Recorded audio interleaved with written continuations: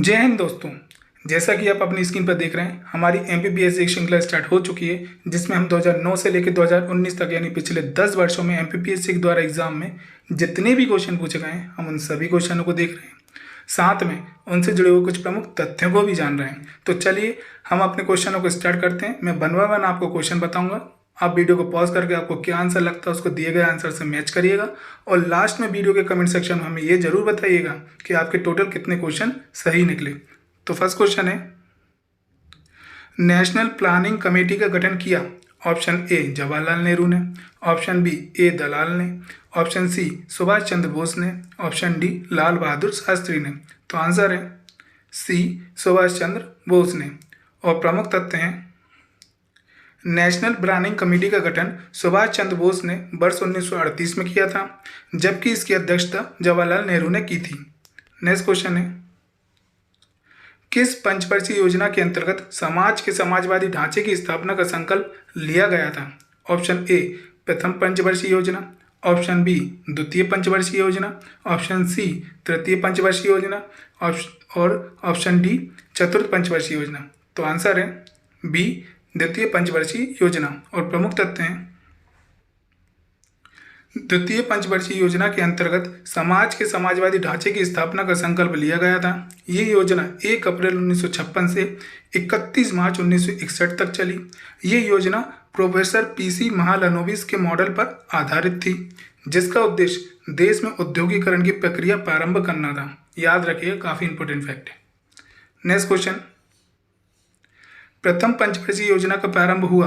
Option A 1951 से 1952 तक, option B 1956 से 1957 तक, ऑप्शन सी 1961 से 1962 तक, ऑप्शन डी 1966 से 1967 तक। तो आंसर है ए 1951 से 1952 तक। और प्रमुख तथ्य हैं, प्रथम पंचवर्षीय योजना 1 अप्रैल 1951 से 31 मार्च 1956 तक चली, जो कि हैरोल्ड डोमर समृद्धि मॉडल पर आधारित थी। इस योजना के द्वारा ही वर्ष 1952 में सामुदायिक विकास कार्यक्रम एवं वर्ष 1953 में राष्ट्रीय प्रसार सेवा प्रारंभ की गई थी। याद रखना। नेक्स्ट क्वेश्चन है, द्वितीय पंचवर्षीय योजना किस मॉडल पर आधारित थी। Option A Solow model, option B Domar model, option C Robinson model, option D Mahalanobis model.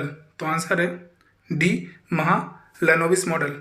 और प्रमुख तथ्य हैं, द्वितीय पंचवर्षीय योजना महालनोबिस मॉडल पर आधारित थी। इन्होंने ही आर्थिक योजना और सांख्यिकी विकास के क्षेत्र में उल्लेखनीय योगदान दिया, जिस कारण भारत सरकार द्वारा प्रति वर्ष 29 जून को सांख्यिकी दिवस मनाया जाता है। याद रखिएगा, ये काफी इंपॉर्टेंट फैक्ट है।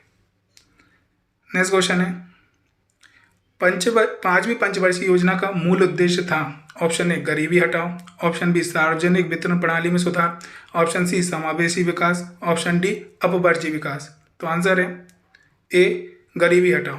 और प्रमुख तथ्य हैं, पंचवर्षीय योजना वर्ष 1974 से 1979 तक चली, जिसका मूल उद्देश्य रोजगार स्तर में वृद्धि, गरीबी उन्मूलन, रक्षा और कृषि उत्पादन में आत्मनिर्भर पर जोर दिया गया था। नेक्स्ट क्वेश्चन है, प्लांट इकोनॉमी फॉर इंडिया पुस्तक के लेखक कौन है।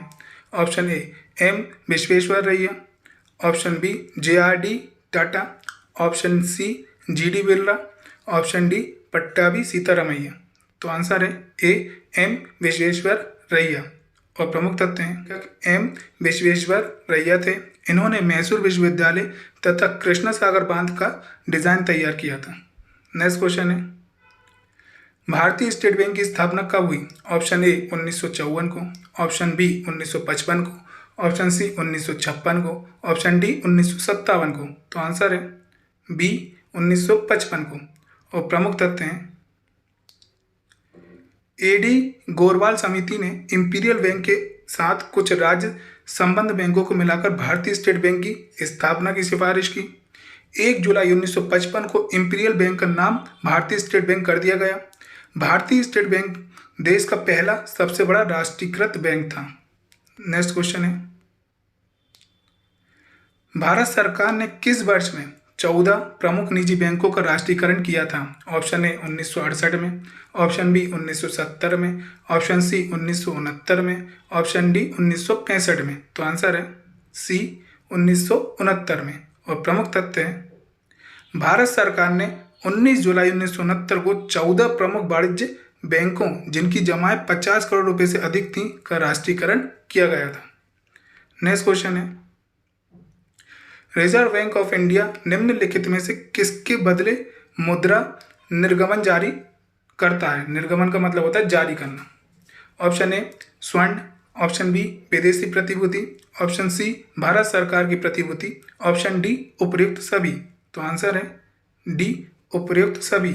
और प्रमुख तथ्य हैं, रिजर्व बैंक ऑफ इंडिया स्वर्ण, विदेशी प्रतिभूति और भारत सरकार की प्रतिभूति के बदले मुद्रा निर्गमन करता है। मुद्रा निर्गमन आरबीआई के प्रमुख कार्यों में से एक है। नेक्स्ट क्वेश्चन है, निम्नलिखित में से कौन सा बैंक भारत का केंद्रीय बैंक है? Option A State Bank of India, option B Bank of India, option C Union Bank of India, option D Reserve Bank of India. तो आंसर है D Reserve Bank of India. और प्रमुख तथ्य हैं, भारतीय रिजर्व बैंक भारत का केंद्रीय bank है। इसकी स्थापना 1 अप्रैल 1935 reserve Bank of India act के द्वारा 1934 में हुई। इसका मुख्यालय मुंबई में है। यह यंग हिल्टन कमीशन की सिफारिश पर और केंद्रीय जांच समिति यानी सेंट्रल इन्वेस्टिगेशन कमेटी के द्वारा लाया गया है। यह सभी वाणिज्य बैंकों को मौद्रिक विषयों पर परामर्श देता है तथा आवश्यकता पड़ने पर यह बैंकों को ऋण भी प्रदान करता है। तो दोस्तों, हमारी ये एमपीपीएससी श्रृंखला स्टार्ट हो चुकी है, जिसमें हम 2009 से लेकर 2019 तक यानी पिछले 10 वर्षों में एमपीपीएससी द्वारा जितने भी एग्जाम में क्वेश्चन पूछे गए हम उन सभी क्वेश्चनों को देख रहे हैं, साथ में उनसे जुड़े हुए कुछ प्रमुख तथ्यों को भी जान रहे हैं। इस सीरीज के अंतर्गत हमने 3 सब्जेक्टों को ऑलरेडी कंप्लीट कर दिया है। वे हैं history, polity, environment and ecology, जिसमें एमपीपीएससी द्वारा 10 वर्षों में जितने भी क्वेश्चन पूछे गए एग्जाम में हमने उन सभी क्वेश्चनों को देखा है और साथ में उनसे जुड़े हुए कुछ प्रमुख तथ्यों को भी जाना है। अगर आपने अभी तक उन वीडियो को नहीं देखा है तो हमारे चैनल पर जाकर आप देख सकते हैं। और नेक्स्ट सब्जेक्ट जो हमने स्टार्ट किया है वो है अर्थव्यवस्था, जिसका एक वीडियो ऑलरेडी बन चुका है, ये सेकंड वीडियो था। अगर ये वीडियो आपको पसंद आया हो तो ज़्यादा से ज़्यादा लाइक करिएगा और शेयर करिएगा। अगर आप हमारे चैनल पर नए हैं तो हमारे चैनल को सब्सक्राइब करके बेल नोटिफिकेशन का बटन दबा दीजिएगा, ताकि आपके सपोर्ट से हमें मोटिवेशन मिले और आपको नोटिफिकेशन। धन्यवाद।